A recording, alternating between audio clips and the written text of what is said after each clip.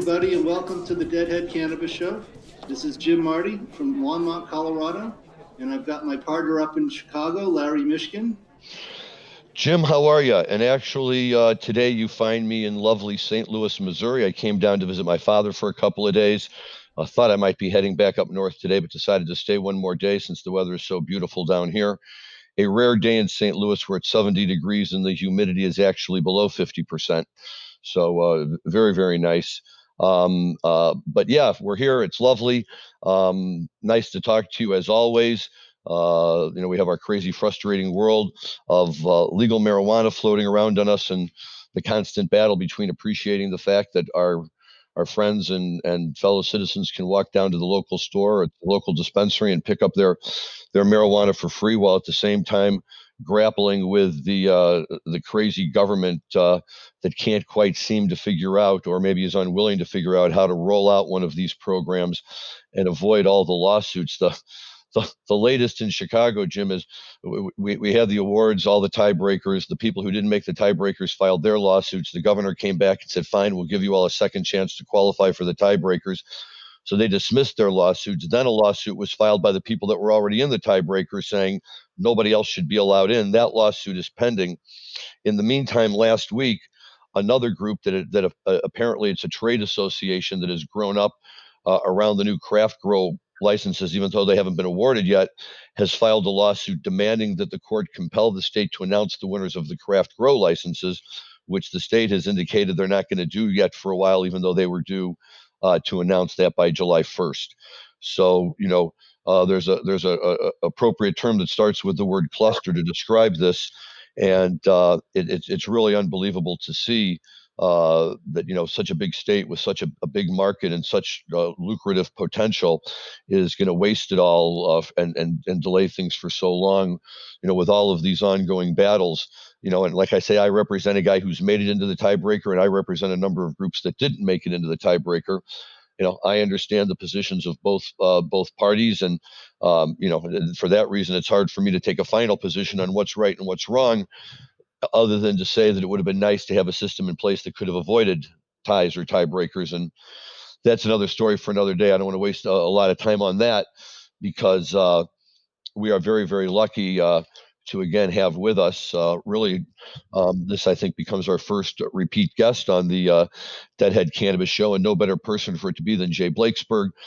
Jay, again, for those of you who missed our show last time, is a professional photographer, works very heavily in the jam band industry, is the photographer of choice of the moment for Dead and Company and other related Dead members, works with Phish, works with Widespread Panic, works with just about everybody, and really has the job that all of us are dreaming would be kind of cool to have, so we didn't have to go to the office every day and type reports.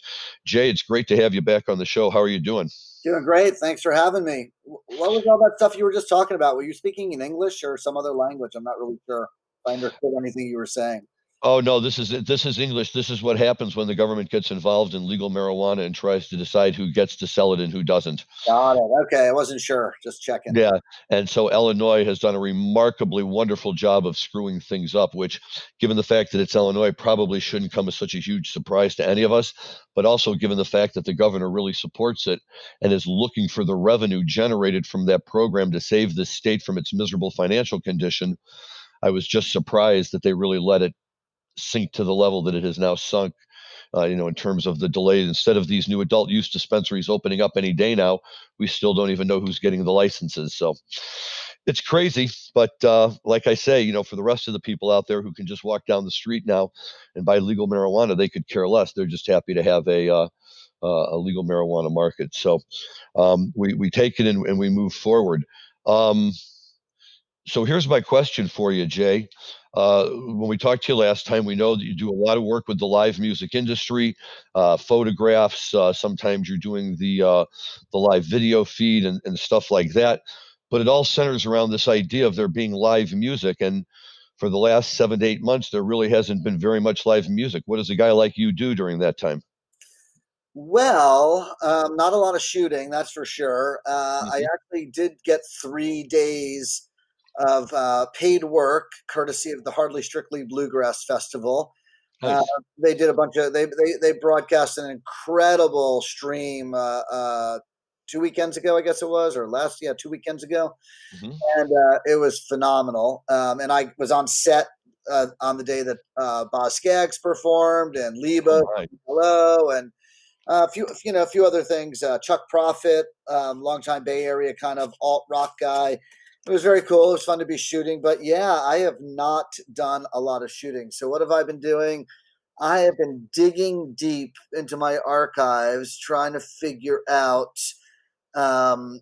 what projects that I could do. So, like, I make books, right? I've produced, published 16 coffee table books of my music photography. And my last one came out exactly a year ago. It was the Jerry Garcia book. You can still Right. find that my website, rockoutbooks.com. And I actually just popped up a cool little bundle package for the holidays. You can get an 8x10 print and a book together for a heavily discounted price of what those things would cost individually. So go to rockoutbooks.com Wonderful. and check that out. And that'll stay up through the holidays, basically. But I'm thinking, like, what kind of books do I want to do? Like, what's my next book? I like putting out a book every year, every 2 years. And so the one book that I've really been working on pretty consistently is a book that doesn't really have a title at the moment. The working title is Psychedelic Icons. And Okay. so that book is people that I have already photographed that fit that bill. So Kesey, Leary, Owlsley, the members of the Grateful Dead, the psychedelic poster artists, Grace Slick, Paul Kantner, Country Joe McDonald. But I actually have done 2 new shoots for that book.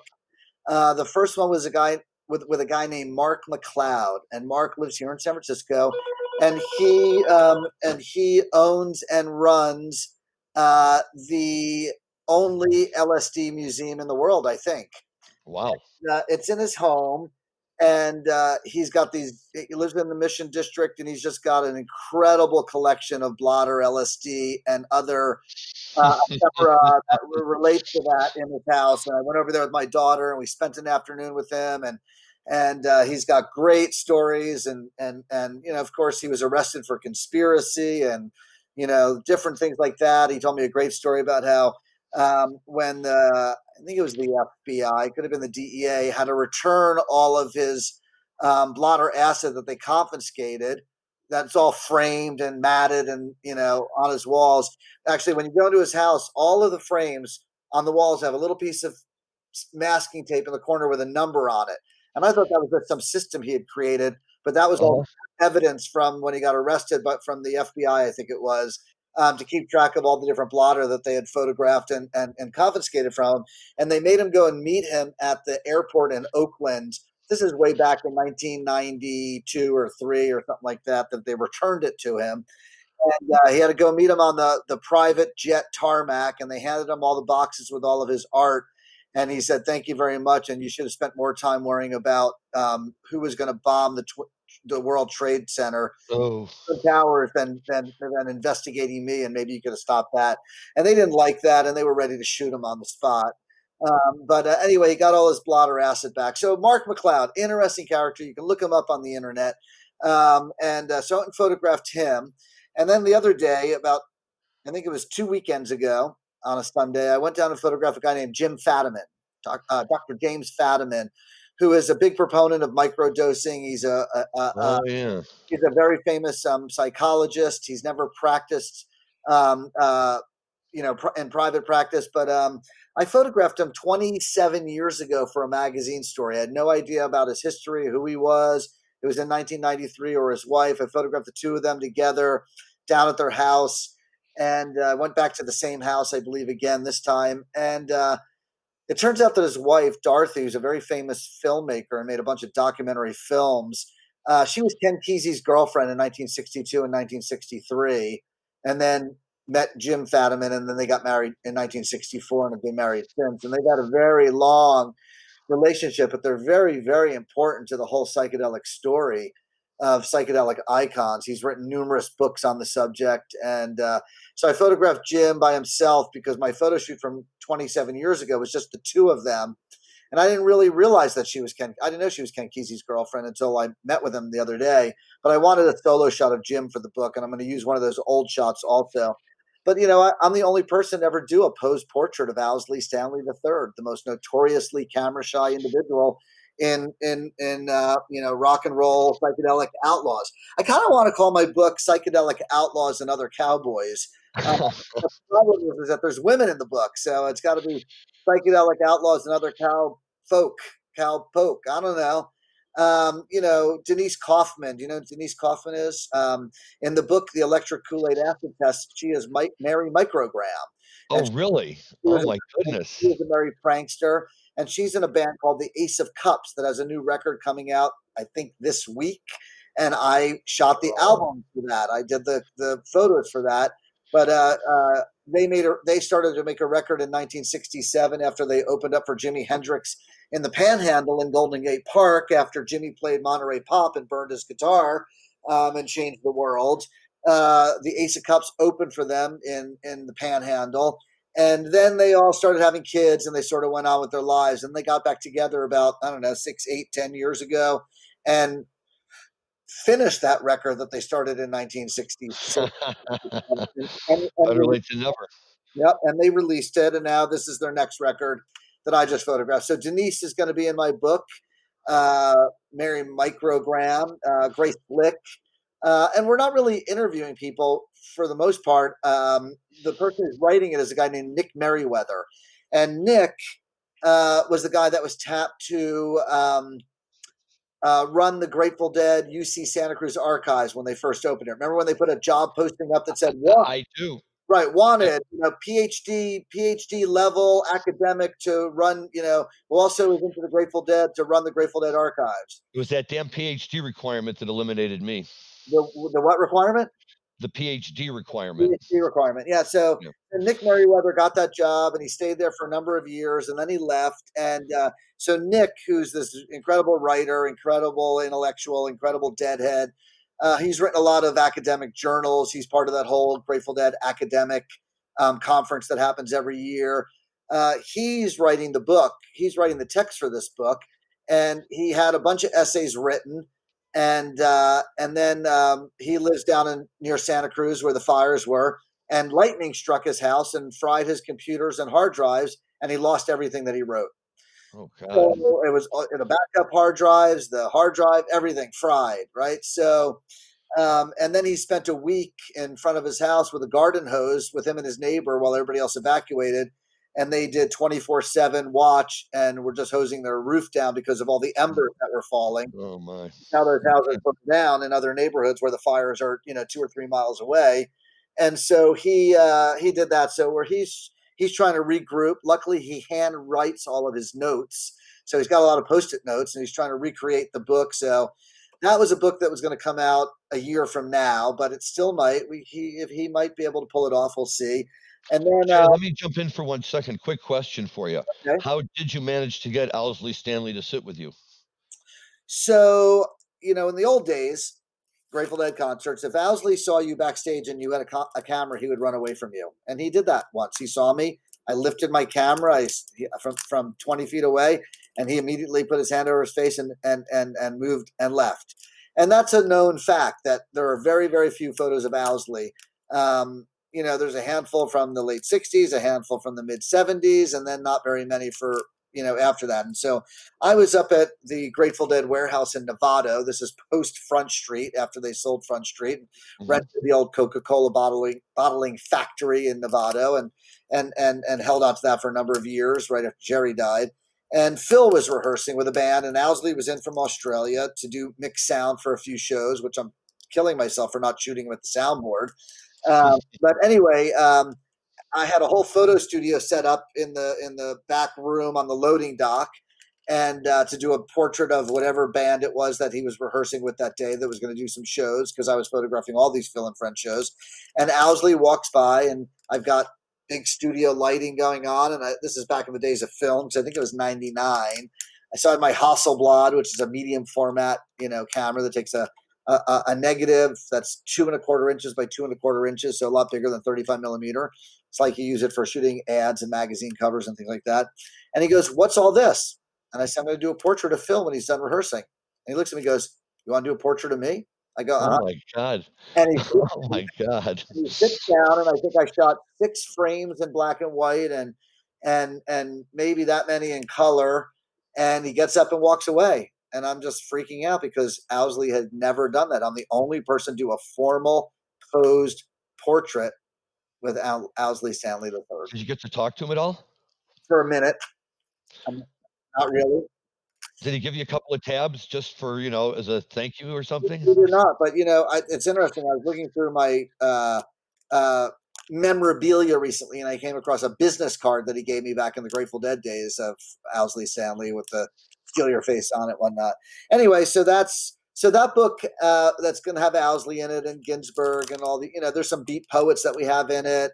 We're sort of connecting the dots from all these different angles, like Dr. David Smith. He's the guy that founded the Haight-Ashbury Free Clinic. Like, we're going to put him in the book, I'm pretty sure, because, he saw these acid casualties coming in off of Haight Street in 1967, and he's the only one that did something about it. He was in medical school, or maybe an intern, and thought he was going to go on and please his father and become a doctor in small town America where he grew up or whatever. And instead he changed the world with the Haight-Ashbury Free Clinic, and later Rock Med, which was, at all the concerts. Anyway, that's just one of my books. I want to do a book on the guitars of the Grateful Dead. I went up to TRI, to Bob Weir Studio, a couple of months ago, and I shot 21 of Bob's guitars that he played during the time of the Grateful Dead. 21? 21 different guitars, yeah, and there's still more to go. Including the pink one? And including the pink modulus, so yeah. Okay, nice. And so that's another book project. That's a slow one, because like a bunch of Garcia's guitars are, locked up in vaults at the Rock and Roll Hall of Fame and different places. And, there was that exhibit, right? The guitar exhibit that was at the Met. It moved to the Rock Hall, and that's where Wolf is. And so because of COVID, it's all locked down. So I don't know when that owner is going to get that one back, or the Tiger guitar, I think, might be there also. So, and then there's some other Jerry guitars, the Alligator Stratocaster that Graham Nash gave to Jerry in 70 or 71 for playing on Teach Your Children. That one is here in the Bay Area, and a good friend of mine owns it. So that's going to be no problem to shoot that. Also, Jerry's acoustic Martin guitar that he played on Festival Express, and I think also maybe American Beauty and Working Man's Dead. That's here in the Bay Area. So that I have access to. So that's a project that's going to take a little bit of time. And then I'm thinking about doing a book on music festivals. And then the cool thing is, just about a couple days ago, I was down in LA this last weekend because I'm doing a documentary. I'm working on a documentary, and I was doing some interviews down there. I've done 21 interviews during the time of COVID.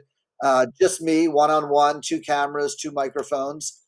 And that documentary is about deadheads and psychedelics and how you become a deadhead, and why we're 60-year-old fans, and instead of having art on the walls like our parents had on their walls when they were 60s, we have pictures of the Grateful Dead or Widespread Panic or Phish or whoever else we love.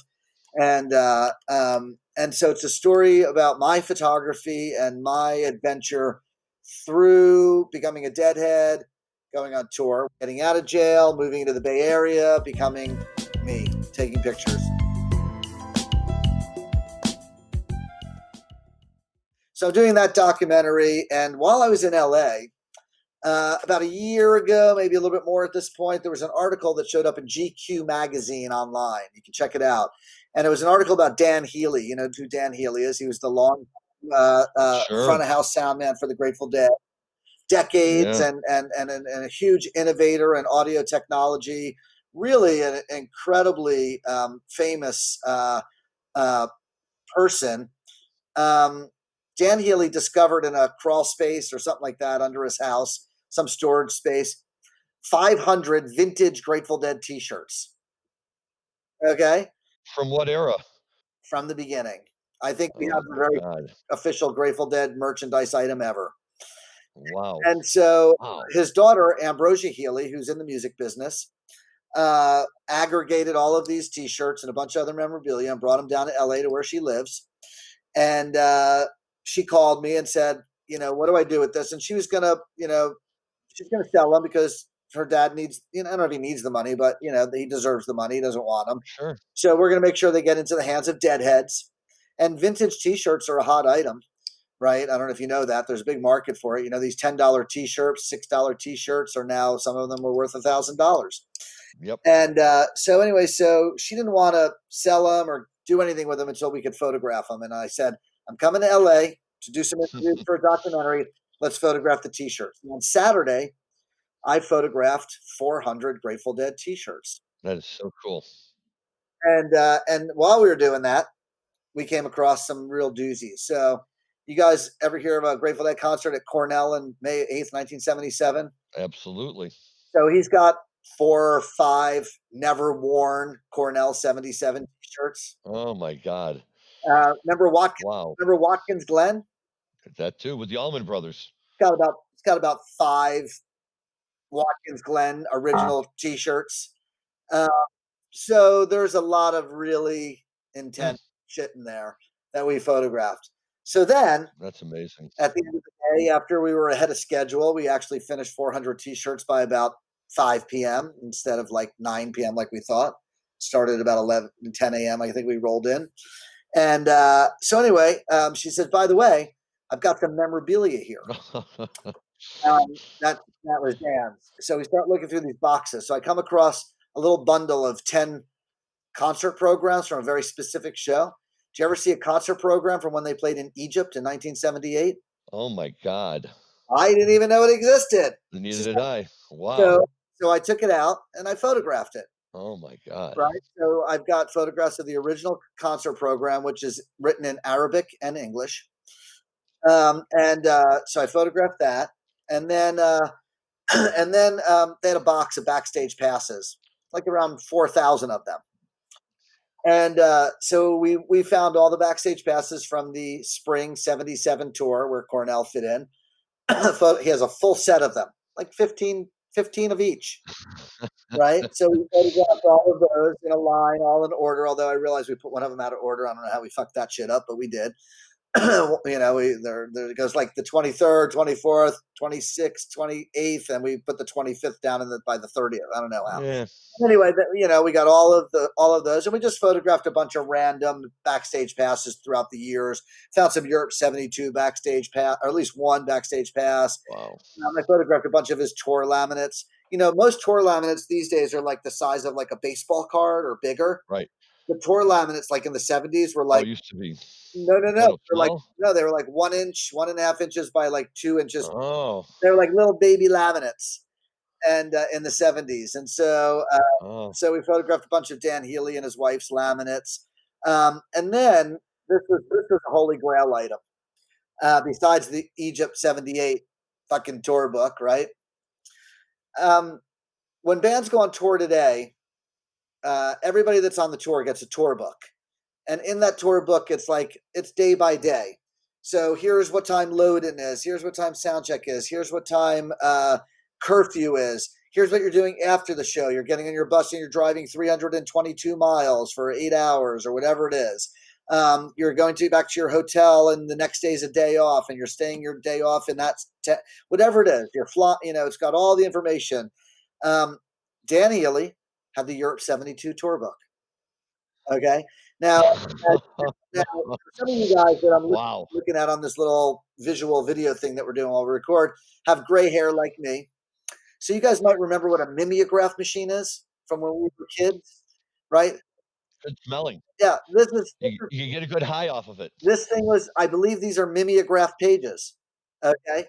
In like a brown binder with like a metal clip that it's not punched, no hole punch, no 3 rings. It's just, so we just undid it. I just photographed all the pages, all the band members, all the family members, everybody's names, full first, middle, last name, no ramrod shirtlift, like Lawrence Leo shirtlift. I think that was right. With their passport numbers, exchange rates in all the different countries, what hotels they're staying in, who's bunking with who, the equipment manifests, it's got to be 40 pages, 50 pages, all mimeographed, all fading. You can barely see it, some of them, but I photographed that. Anyway, so that's what I did on Saturday. So we're thinking that's a book. Um, Yeah. we're thinking that's a book, and I was just actually texting those folks and saying, I think this has got to be a book that's like the collection of Dan Healy, not just a bunch of random T-shirts. So I want to include some of this memorabilia along with the T-shirts because it's just and Ambrosia or Dan Healy just said the merch people or fans or whoever. The promoters, a lot of these T-shirts were promoters. One of them had like a weird thing on the back that said a Corky and Harvey promotion production. I think it was Corky and Harvey, and we didn't know what that was, and we found out Harvey Weinstein. No way. Yeah, Oh God. yeah, because Ambrosia's husband's also in the music business, and he's like, I didn't shoot it. And he goes, oh, you didn't shoot the Corky and Harvey one? That's Harvey Weinstein's production company when he used to produce concerts back in the 70s. So anyway, so that's a book project. I already told you about. Let me ask you a question, kind of bring things more up to date where we're at now. Is what are you hearing about shows for 2021? Because obviously contracts are being laid about this time for spring tour, and Well, I mean, I'm hearing the same thing you guys are. Like,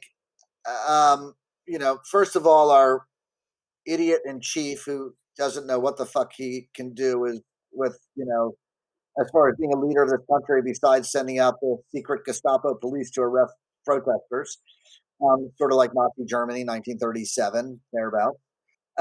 Because of the lack of any kind of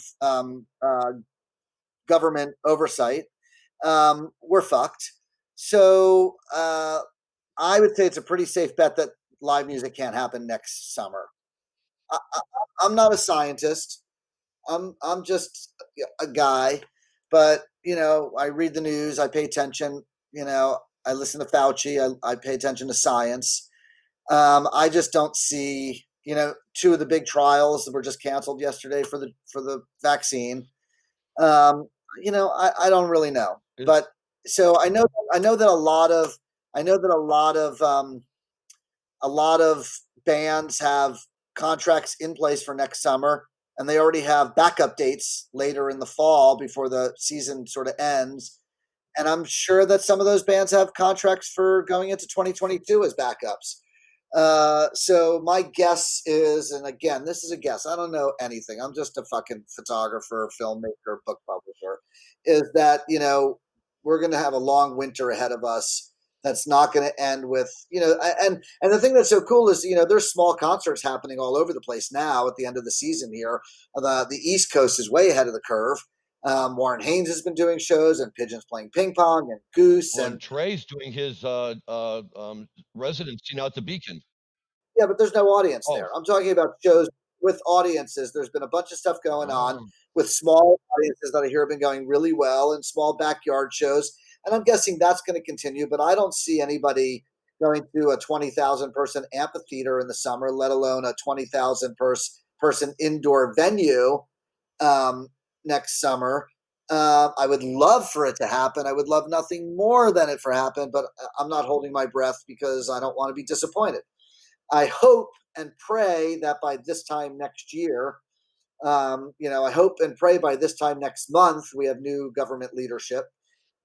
Please, everybody, go out and vote blue like your life depends on it. It really does. I'm sorry for any of you conservative people, but our president lies every day. I don't know how you can support somebody like that. He was just officially endorsed by the Taliban and the KKK. So I don't know how you can support that either. Yeah, and so I'm sorry. I'm sorry. I'm a liberal person, and I really love my country, and he is taking this country in the wrong direction, and I don't think that's the true essence of the Republican Party. And I don't have a problem with Republicans who are the true essence of being Republicans, but unfortunately, our president is going in a very bad direction. I'll stop there. I'm sorry. Jay, quick question for you and you touched on it before that I wanted to swing around back to in terms of music for a minute. And we mentioned that the Trey shows are without an audience. And there's been a lot of that lately, right? I know that a lot of people have been performing without audiences. J Rad just did a whole series of shows. And have you gotten involved in any of the streams of those or anything involved with that? Not really. I have I photographed the 3 days of Hardly Strictly Bluegrass. There's people doing it in their living rooms. I'm actually going to go hang out with Jackie Green at his house coming up when he does one of his streams, just for fun, just because I haven't seen Jackie in a while, and he has a new baby. I want to go see him with me and my wife, and we're going to go visit his family and Nice. get some COVID tests beforehand. So anyway, and I apologize for my strong opinions about our government, but I just think that.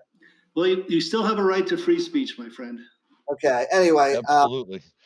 The first time I saw Jackie Green was at Red Rocks, and he was opening for, I don't know who, maybe it was the Allman Brothers he was opening for. I'd never heard of it. I said, man, this guy's really good. And he was so young at that time, he had braces on. Wow. Okay. And the first time I saw Jackie Green was when he was playing with Phil and Friends, and they came to do 3 shows at the Riviera nightclub in Chicago, which is an old theater on the north side, right near the Uptown, which has been closed forever too. And it's kind of a rundown joint.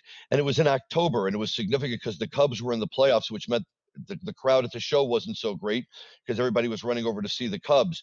But even still, this place was packed, and it was 100 degrees in there. Like they had 2 air conditioning vents in the entire building. For the Saturday night show, they played, and the second set went on and on and on. And after just an unbelievable Help on the Way, Slipknot, Franklin's, and everybody thought, oh my God, this is it. They're all done. Phil immediately kicks it in to a killer Viola Lee. And you can see, we were close enough, you could see Jackie stopped and looked at him and said, really? And Phil was like, hell yeah. And then later on, the quote I read the next day was, you have to teach these kids Saturday night in Chicago, you don't end early, you keep playing. But it just struck me because I was impressed by what a great musician he was, and how he just hung with that band and played the Dead stuff so well. It was a treat to see him. Hey, can we end with Jay? I was showing you a picture earlier of Jerry all dressed up with a vest on and a white shirt, and playing a banjo in front of an American flag. Do you know what the story behind that is? Yeah, sure. I mean, it's a Herbie Green photo. Herbie's a dear friend of mine. Herbie did a lot of work with the band right from the beginning. A lot of portraits. He did that very famous portrait of Garcia with the top hat, and a lot of them under the Haight Ashbury sign. That's taken inside 710 Ashbury as part of a series of photos that Herbie did of Jerry and in front of that big American flag, which I believe was in Garcia's bedroom, if I remember correctly. But it was shot at 710 Ashbury. Wow, that's good to know. Very cool. Anything else to ask me? I mean, I probably opened a whole can of worms. We'll here. tell you what. In fact, we want to have you back, and I want to hear some more of your stories, and we'll talk some politics. We'll see who's the president in a few weeks, and love to have you back. Absolutely. One other thing, Jay, were you at those shows in '89 in Hampton when they went as formerly the Warlocks? I was not. No. Okay. I was just reading about it because we just celebrated the anniversary of that show the other day on October 9th. And what I loved about it was, it's one of those nights where they say, oh, yeah, I see this with Phish a lot when they do the Phish set list. I don't see it with the Dead so much because apparently that night for the encore, they broke out Addicts. It was the 4th longest breakout ever. It was after 1,082 shows the first time that they had played it. Wow. And I love that kind of stuff. Phish on their regular set list, it'll say first time played in 500 and whatever shows. Right. Well, that's Addicts is, Addicts is one of those songs that has always had special meaning. But as we get older, and it's such a song for, that part of our lives. And my Jerry Garcia book that came out a year ago is called Secret Space of Dreams, which of course is a line from Addicts of My Life. And so I'll do one more plug if you want to go check out that book out at rockoutbooks.com for signed copies. And I've got a special holiday bundle package there you can check out with a print. But yeah, it's a super special song. And so, for them to play it was the last song they ever played. For them to play it, after not playing it for 1,000 shows or whatever it was, it's pretty remarkable and very meaningful moment. And, of course, now, 1 year after losing Robert Hunter, those songs that are so profound and have so much meaning. And I always say that, the songs of the Grateful Dead, as we get older, they all take on different meanings. Those songs mean something to us when we're in our 20s and something else Absolutely. in our 30s, something else 40s and so on and so forth. And, those are, some of the most profound lyrics. I interviewed Blair Jackson for my documentary film. And I interviewed a guy named Bill Bentley, who used to work for Warner Brothers Records, Neil Young's publicist, in LA on my recent trip down there. And that was one of the things we were talking about is just, these lyrics, these profound lyrics of Hunter and Speaking of which, I see, you were talking about your daughter. How old's your daughter, Jay? She's 24. Okay. We have a 22-year-old, and he and I have been listening to Must Have Been the Roses quite a bit, trying to unravel that song. Right. And the question we have is Annie passed away in that song? Is he singing about somebody who's not with us anymore? That's how I always read it, I guess, later Head in the Roses. Yeah. So, but my daughter actually, here's another little plug. My daughter also just started a new Instagram page for me. So I have my regular Instagram page, which is just Jay Blakesberg.